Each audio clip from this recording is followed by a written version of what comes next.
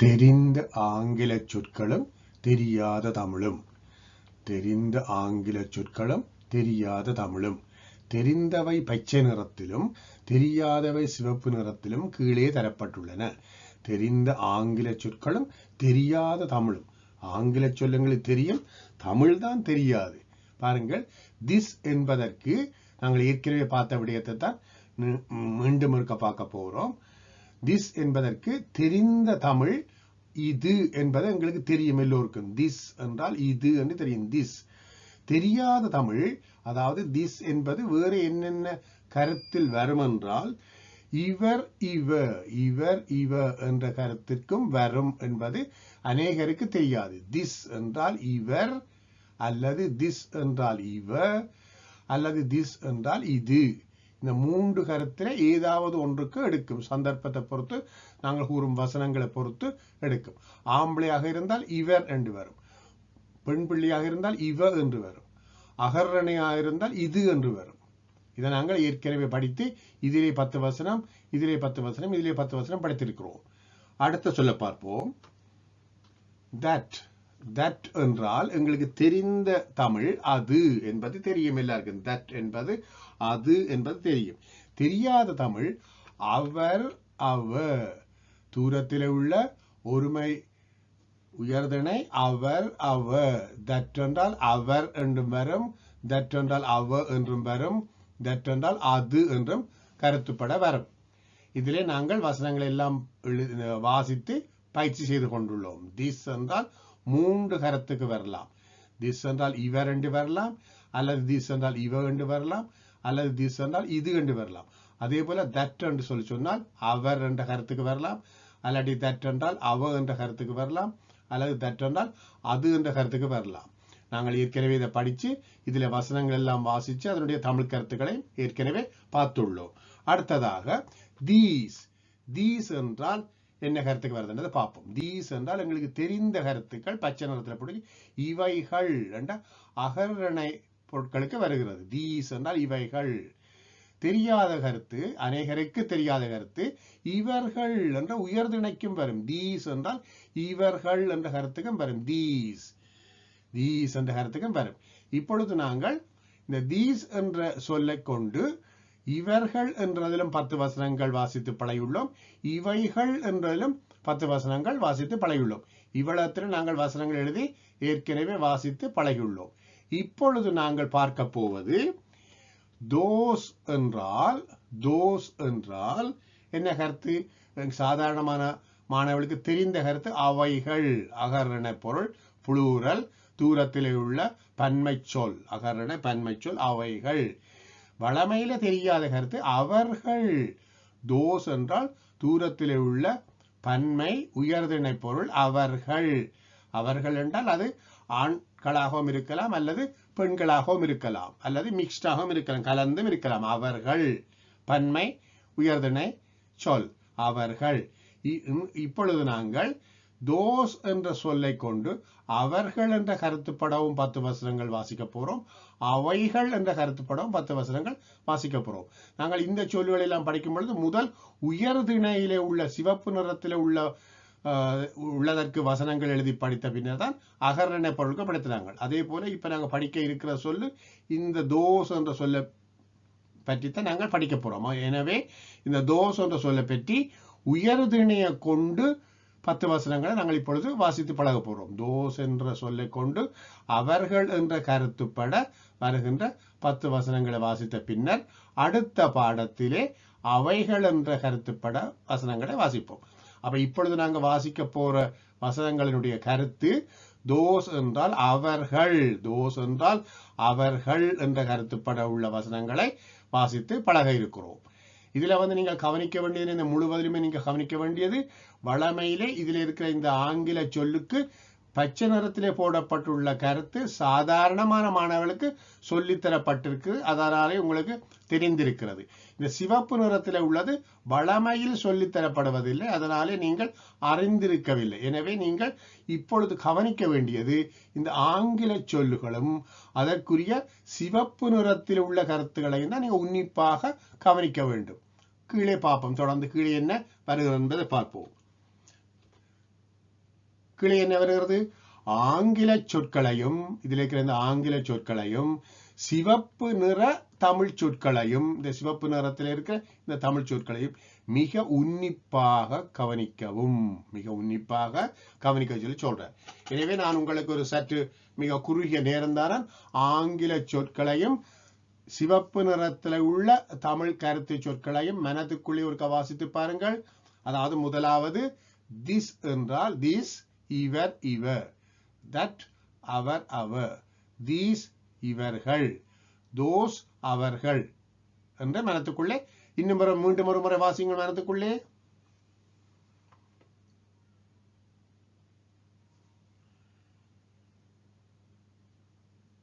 Good. இப்பொழுது நாங்கள் அடுத்த பக்கத்துக்கு செல்லுவோம். அடுத்த பக்கத்துக்கு நாங்கள் செல்லும் பொழுது என்ன செய்ய போறோம்? இந்த தோஸ் என்பது அவர்கள் என்ற கருத்துப்பட உள்ள வசனங்களை வாசித்து பழக போறோம். அதற்கு அடுத்த பாடத்திலே நாங்கள் தோஸ் என்பது அவைகள் என்ற கருத்துப்பட உள்ளதை வாசிப்போம். இப்பொழுது நாங்கள் தோஸ் என்பதற்கு அவர்கள் என்ற உயர்திணை கருத்து பட உள்ள வசனங்கள் 10 வசனங்கள் வாசித்து பழக போகிறோம். அடுத்த பக்கத்துக்கு செல்லுவோம். நாங்கள் இப்பொழுது 10 ஆங்கில வசனங்களை வாசித்து அதன் தமிழ் கருத்துக்களையும் வாசிப்போம். பாருங்க, என்ன தலைவன் சொல்றார்? நாங்கள் இப்பொழுது 10 ஆங்கில வசனங்களை வாசித்து அதன் தமிழ் கருத்துக்களையும் வாசிப்போம். தமிழ் கருத்துக்களையும் வாசிப்போம். நாங்கள் இப்ப 10 ஆங்கில வசனத்தையும் வாசித்து அதன் தமிழ் கருத்துக்களையும் வாசிப்பதற்கு முன்னர் அந்த 10 ஆங்கில வசனங்களிலே வருகின்ற ஒரு சோடி ஆங்கில சொற்களை எவ்வாறு வாசிக்க வேண்டும் என்பதை கவனித்துவிட்டு 10 ஆங்கில வசனங்களுக்கும் செல்லுவோம். வழமையிலே நாங்கள் 2 சொற்களை எவ்வாறு சேர்த்து வாசிப்பது என்பதை பார்த்துவிட்டு 10 வசனங்களையும் சொல்வது போலவே இதிலும் 2 சொற்களை எவ்வாறு வாசிப்பது என்பதை பார்த்துவிட்டு 10 வசனங்களுக்கும் செல்ல போறோம்.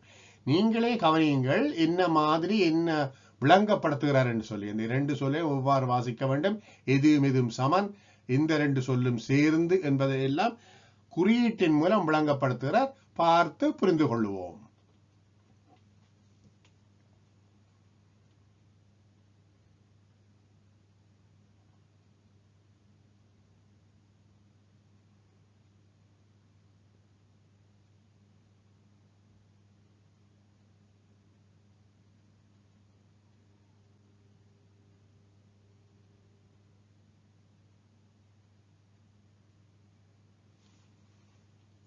புரிந்து கொண்டீர்களா? those are, those are, those are, those அல்ல those, those are, those are. இது ஒரு சொல், இது ஒரு சொல். those are இந்த ரெண்டையும் சேர்த்தால் இது மெய்யெழுத்து, இது உயிரெழுத்து ஆ சா.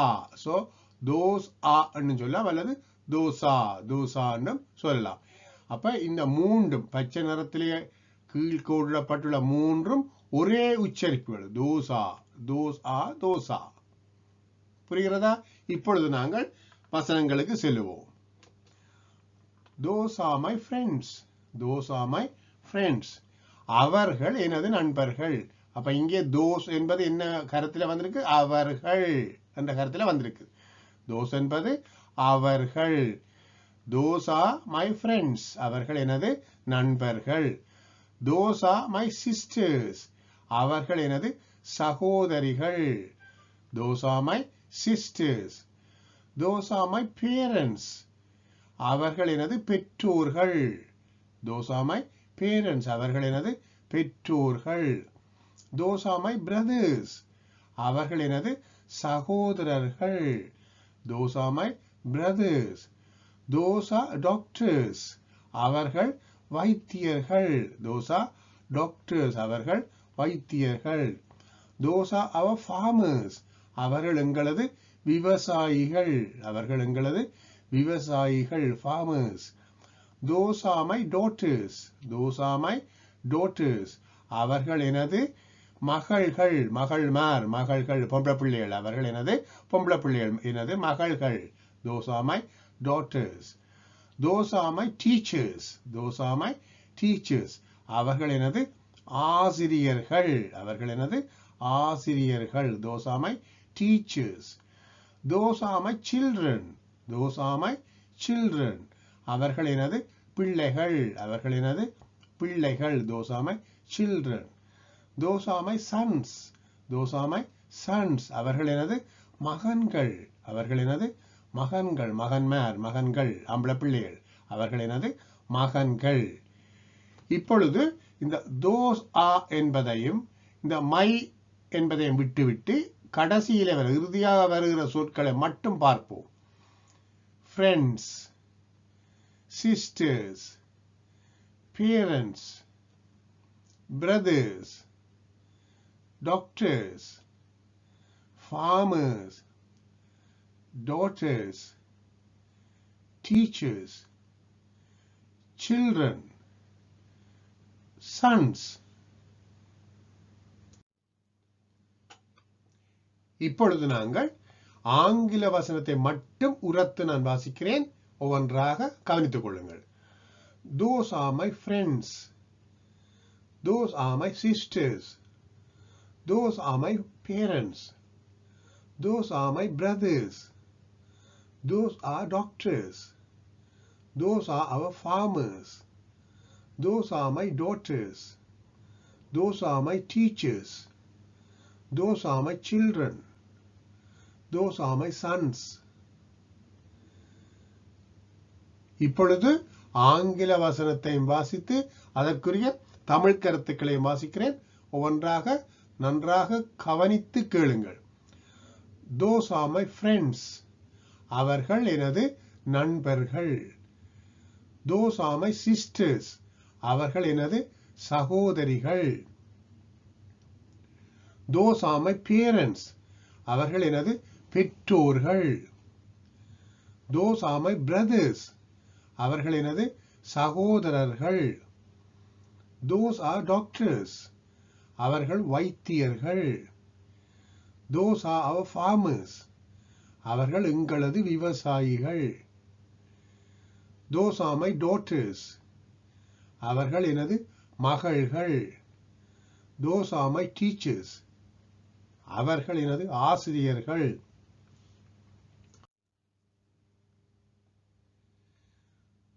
Those are my children. அவர்கள் எனது பிள்ளைகள். Those are my sons. அவர்கள் எனது மகன்கள். இப்பொழுது மீண்டும் ஆங்கில வசனங்களை மட்டும் உரத்து வாசிக்கிறேன். கவனித்துக் கொள்ளுங்கள். Those are my friends. Those are my sisters. Those are my parents. Those are my brothers. Those are doctors. Those are our farmers. Those are my daughters. Those are my teachers. Those are my children. Those are my sons. இப்பொழுது நீங்கள் உரத்து வாசியுங்கள். நான் மெதுவாக உங்களுடன் சேர்ந்து வாசிக்கிறேன். Those are my friends. Those are my sisters. Those are my parents. Those are my brothers. Those are doctors. Those are our farmers. Those are my daughters.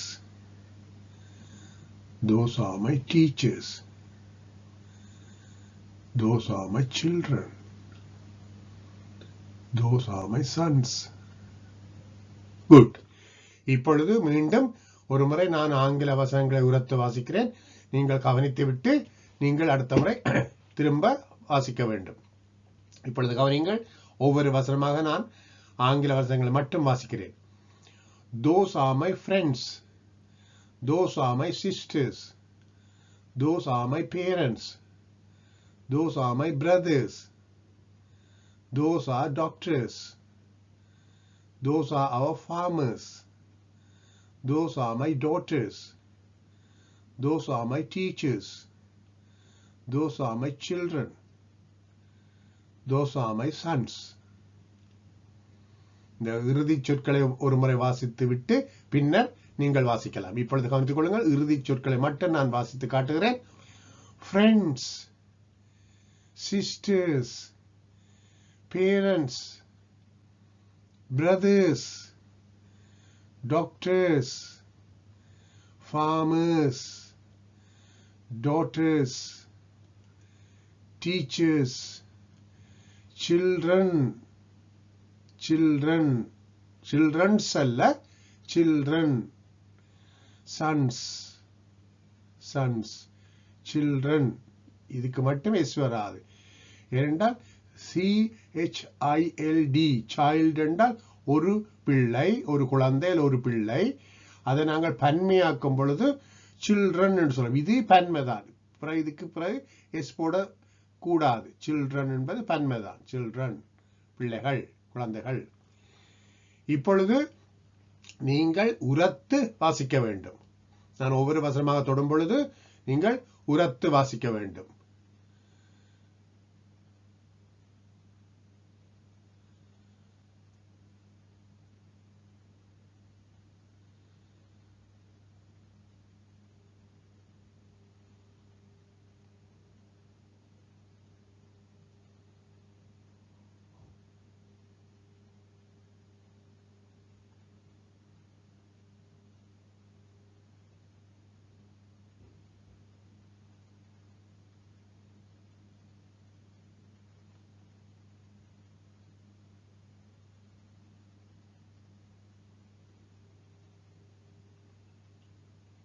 Very good. இப்பொழுது மீண்டும் நான் ஒரு முறை இந்த ஆங்கில வசனத்தை வாசித்துவிட்டு அடுத்த பக்கத்துக்கு செல்லலாம். இப்பொழுது கவனியுங்கள். Those are my friends. Those are my sisters. Those are my parents. Those are my brothers. Those are doctors. Those are our farmers. Those are my daughters. Those are my teachers. Those are my children. Those are my sons. இப்பொழுது புரிகிறதா மாணவர்களே? இப்பொழுது நாங்கள் அடுத்த பக்கத்திற்கு செல்வோம்.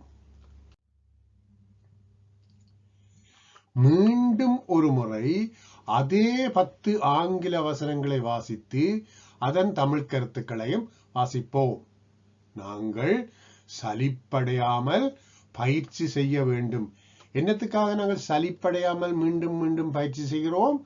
பயிற்சி என்பது ஒரு மாணவன் செய்யும் பயிற்சி என்பது அம்மாணவனின் கல்வியின் வளர்ச்சி. ஒரு மாணவனின் பயிற்சி அம்மாணவனின் கல்வியின் வளர்ச்சி. அதை நாங்கள் மறக்கக்கூடாது. இப்பொழுது நாங்கள் அந்த 2 சோடி சொற்களை எவ்வாறு வாசிப்பது என்பதை பார்த்துவிட்டு அங்காலே 10 வசனங்கள் செல்வோம். இப்பொழுது நீங்களாகவே பார்த்து புரிந்து கொள்ளுங்கள். குறியீட்டின் மூலம் உங்களுக்கு என்ன விளங்கப்படுத்தப்படுகிறது என்பதை பார்த்து புரிந்து கொள்ளுங்கள்.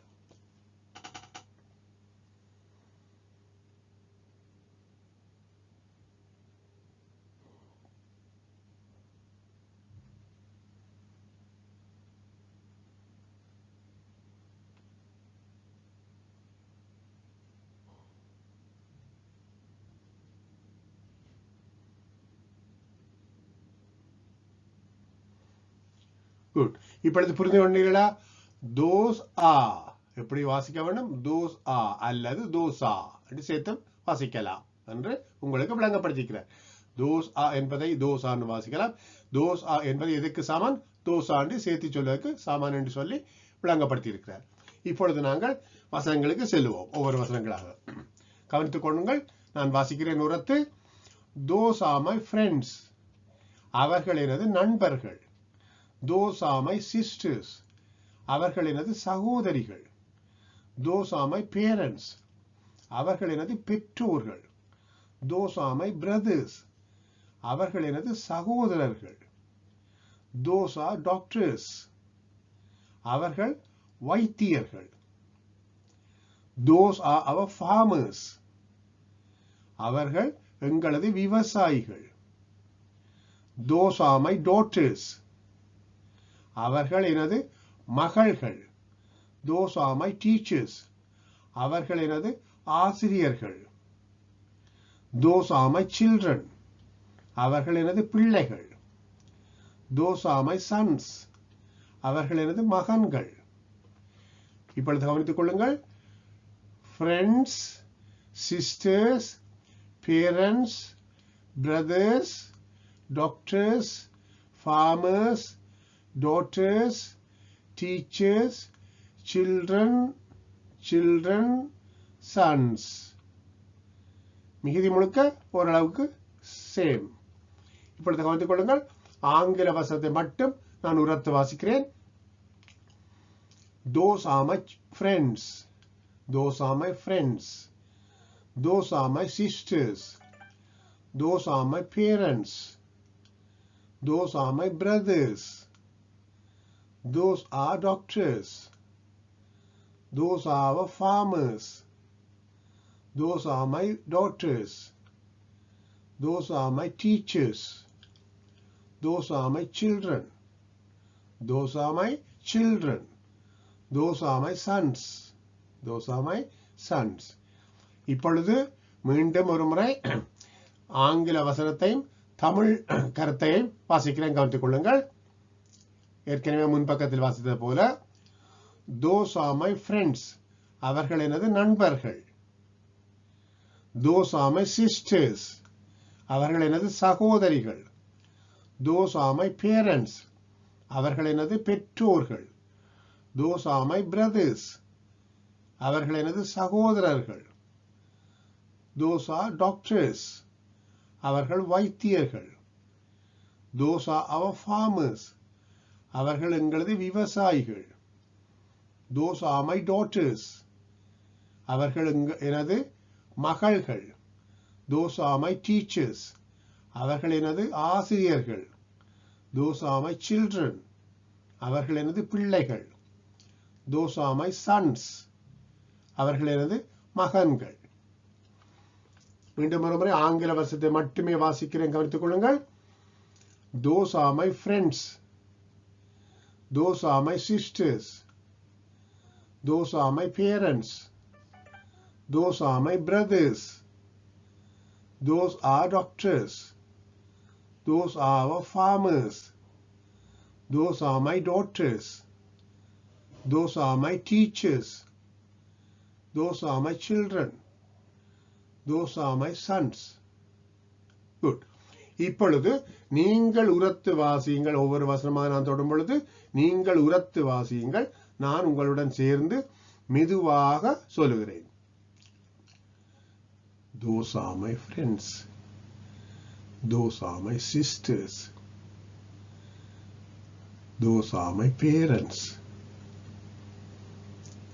those are my brothers. those are doctors. those are our farmers. those are my daughters. those are my teachers. those are my children. those are my sons. Good. இப்பொழுது நான் மீண்டும் உரத்து ஒருமுறை வாசிக்கிறேன். நீங்கள் கவனமாக கேளுங்கள். அதன் பின்னர் நீங்கள் தனியே உரத்து வாசிக்க வேண்டி இருக்கும். இப்பொழுது கவனிங்கள், நான் தனியே வாசிக்கிறேன் ஆங்கில வசனத்தை மட்டும். those are my friends. those are my sisters. those are my parents. those are my brothers. those are doctors. those are our farmers. those are my daughters. those are my teachers. those are my children. those are my sons. இது those are my children. மிக கவனமா பார்த்துக்கொள்ளணும். எல்லாத்துக்கும் கடைசியில S வரும் பன்மை என்றதால இது S இல்லாத பன்மை சொல். சில்ட்ரன் என்றால் பிள்ளைகள். இதுவும் பன்மை சொல் தான், எஸ் இல்லாத பன்மை சொல். இப்பொழுது நீங்கள் நான் ஒவ்வொரு வசனமாக தொடும் பொழுது நீங்கள் மட்டும் உரத்து வாசிக்க வேண்டும்.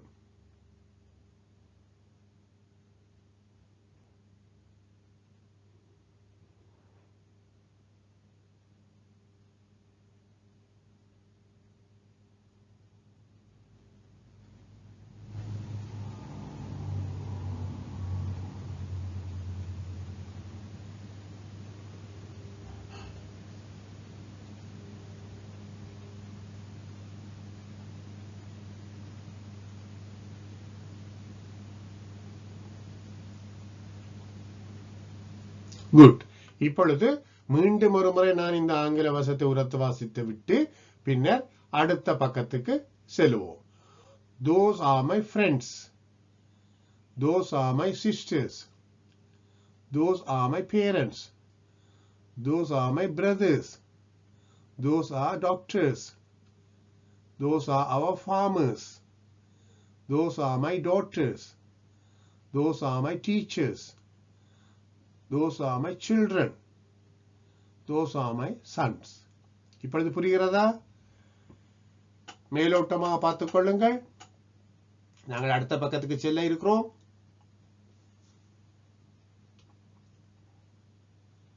அடுத்த பக்கத்துக்கு செல்வோம். The end. இந்த பாடம் இத்துடன் முடிவுற்றது. மீண்டும் நாம் அடுத்த பாடத்தில் சந்திப்போம். நன்றி, வணக்கம். The end. இந்த பாடம் முடிவுற்றது. The end. முடிவுற்றது. முடிவு. இந்த பாடம் இத்துடன் முடிவுற்றது. மீண்டும் நாம் அடுத்த பாடத்தில் சந்திப்போம். நன்றி. நன்றி மாணவர்களே.